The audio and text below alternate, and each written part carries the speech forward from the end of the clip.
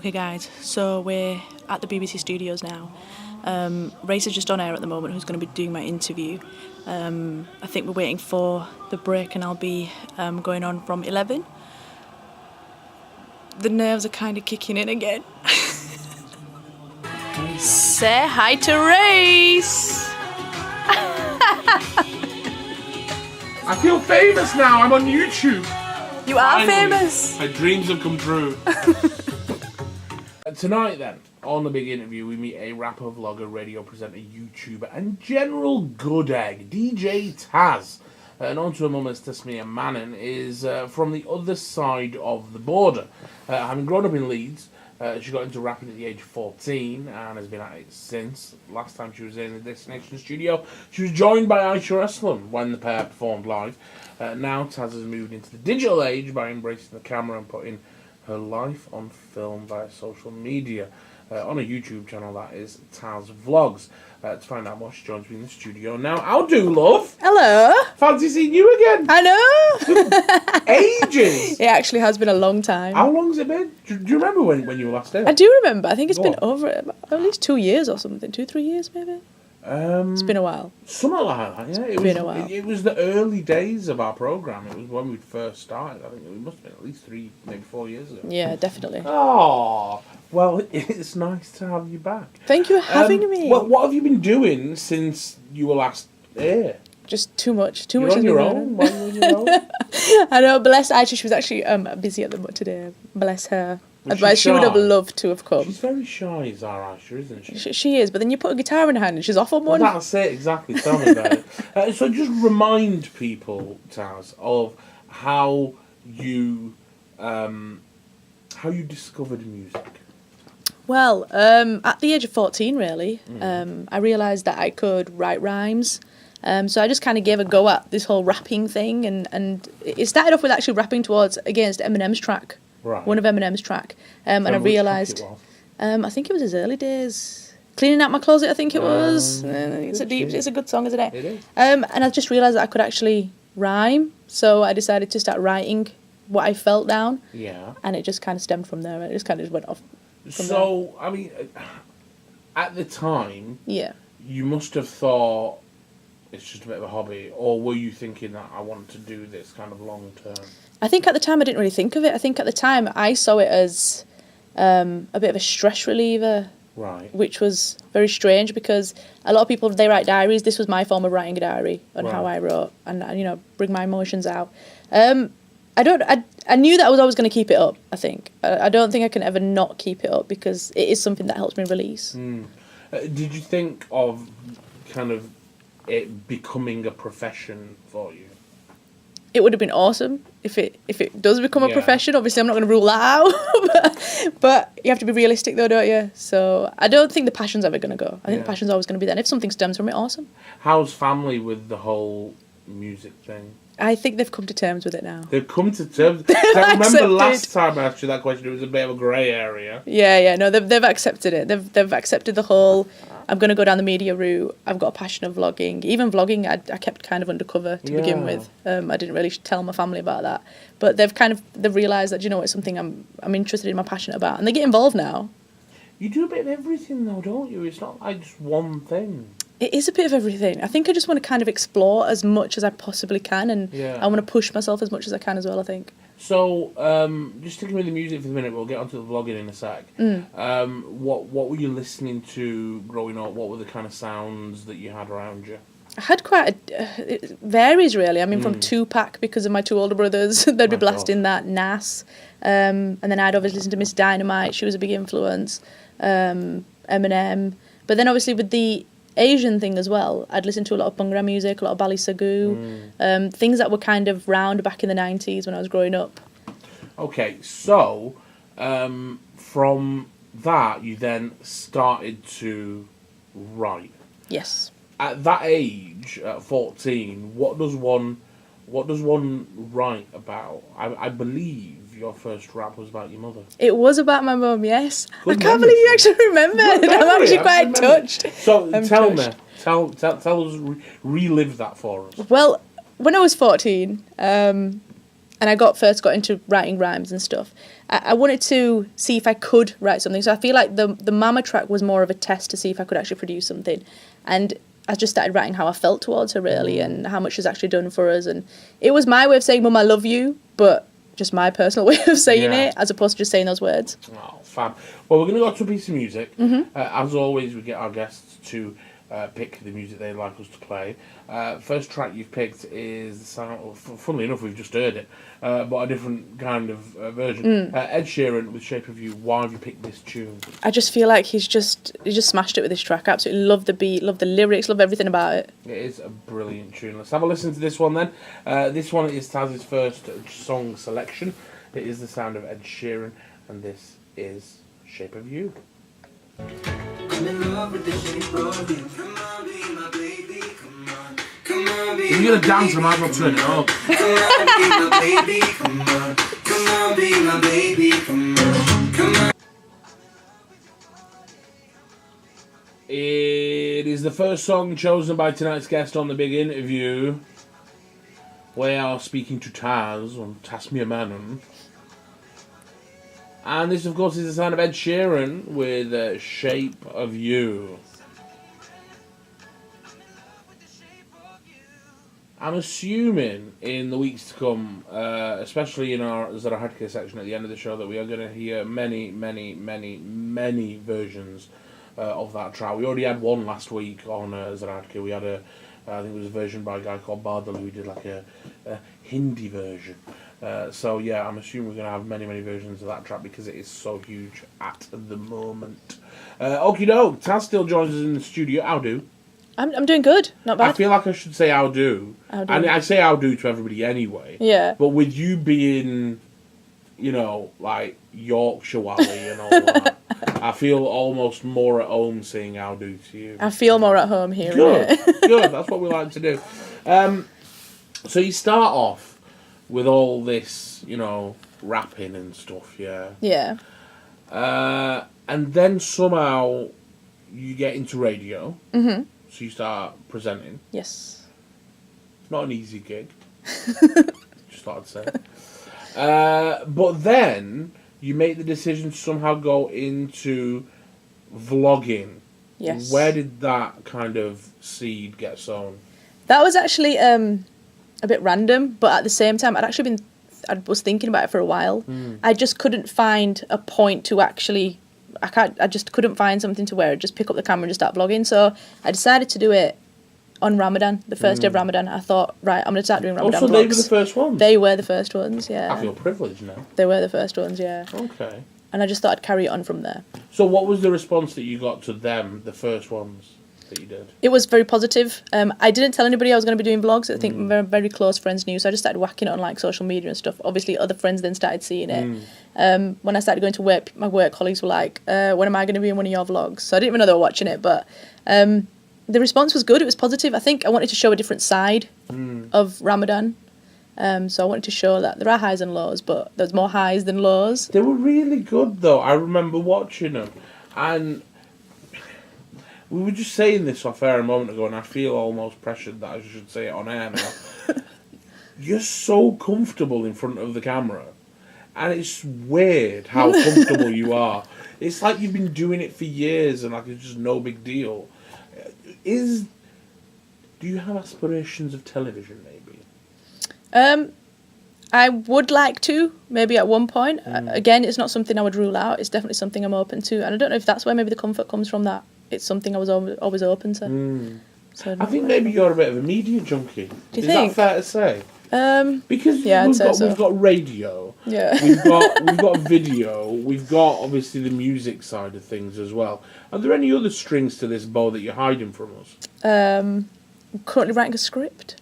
Really? Yeah. No. Okay, we got to dig into this now. Okay. A script about what? What kind of script? Short film? It's going to be a short feature? one. It's going to be a short one that I'm going to put on YouTube. Okay. Probably 5 to 7 minute segments. I'm going to put on YouTube, so that means you're going to film it as well. I tend to film it, edit it, and then put it together, Right. direct it, and then I'm going to hopefully put it up. But right now in the process of just writing it at the moment, Okay. and sending the script out to friends that are going to be in it. Okay. And it's just something that I just wanted to test it out. I want to see what my ability is, and I just want to go down that route. So you've got so many routes that you're going down. I'm just thinking that where do you... I tend to ask guests this. Where do you see yourself in 5 years' time? And I remember asking you this question last time you were Yes, you here. did. You did. And I think the answer that you gave was something along the lines of creating more music. Yeah. Now, where do you see yourself in 5 years' time? Because it seems that you've cast your net out, as we say, in so many different directions. Yeah. There must be one thing that... I think music is always going to Tickles you be. I think music's always going to be a big passion. Since we have last met, I have written more tracks and I've tried to up my game a little bit with the music and stuff. I started creating my own beats and stuff. So that's always going to be there, I think, and I think that's my strength more than anything. I think music. 'Cause I've been doing it for so long. In terms of vlogging, I want to continue doing that. I do want to start expanding though what I'm vlogging. So at the moment I'm doing like daily vlogs of just me running around. We discuss topics. I want to start doing this whole acting thing as well, like in terms of script writing, because I'd like to see more production. I think something that I've produced, directed. Very interesting. So, how do you decide when you're making your vlogs?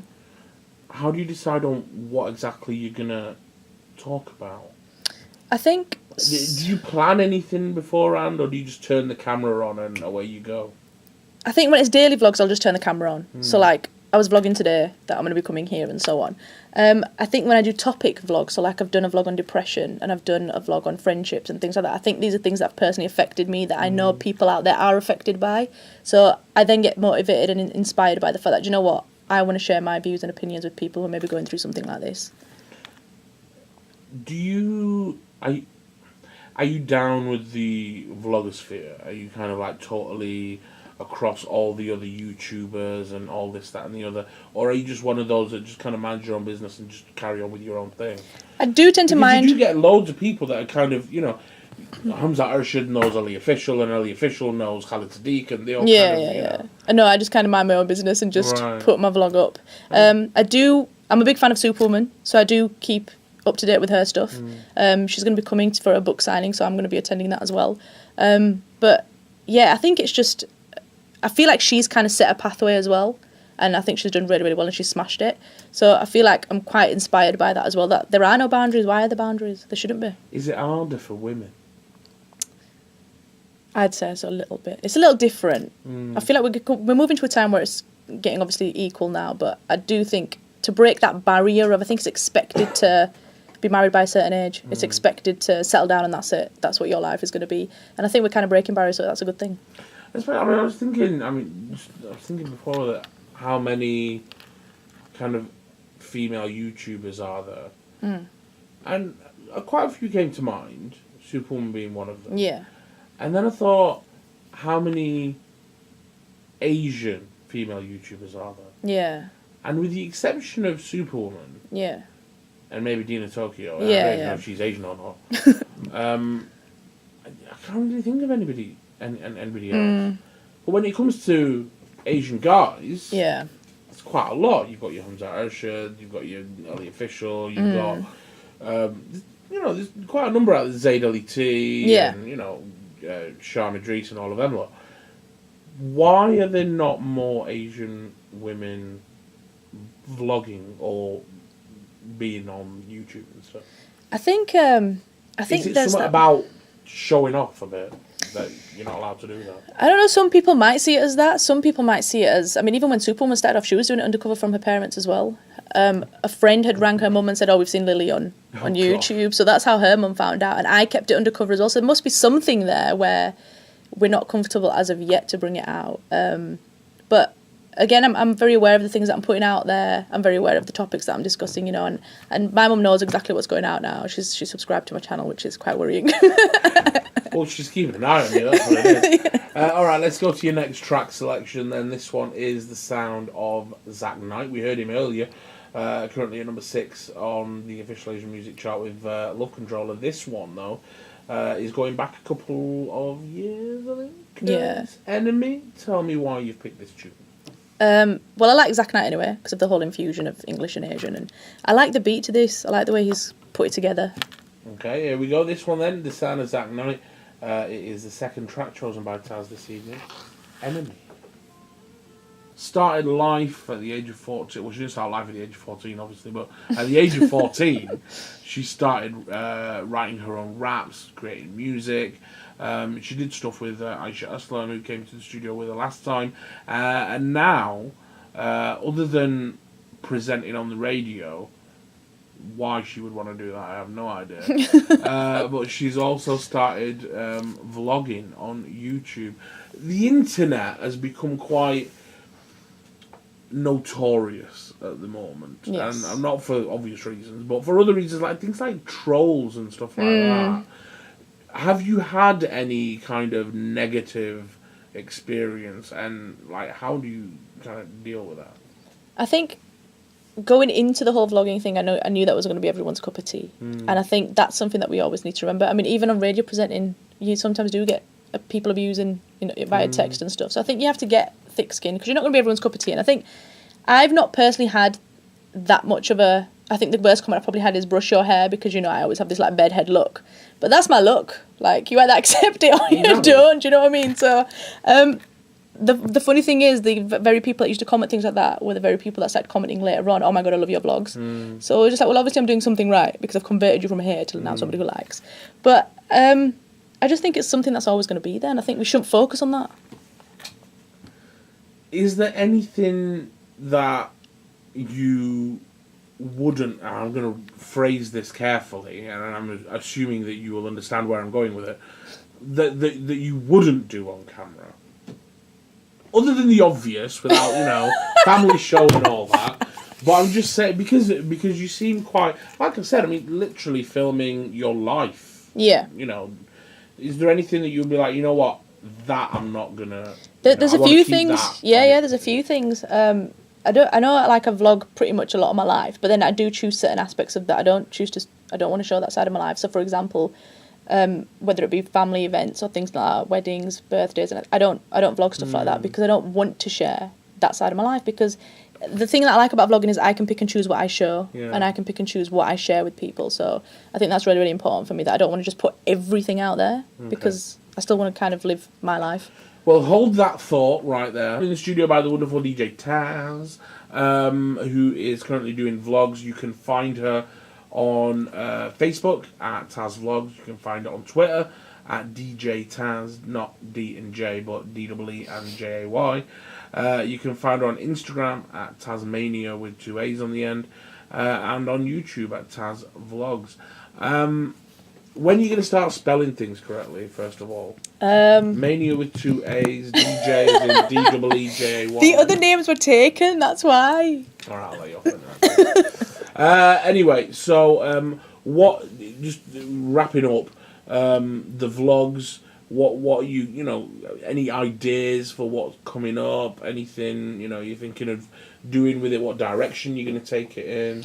At the moment, I've got some tracks that I want to still continue writing, so I'll be putting some videos up for that.